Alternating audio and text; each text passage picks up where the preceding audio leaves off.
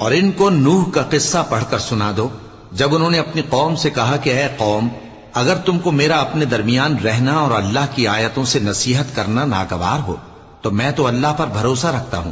तुम अपने शरीकों के साथ मिलकर एक काम जो मेरे बारे में करना चाहो मुकर्रर कर लो, और वो तुम्हारी तमाम जमात को मालूम हो जाए और किसी से पोशीदा न रहे। फिर वो काम मेरे खिलाफ कर गुजरो और मुझे मोहलत न दो।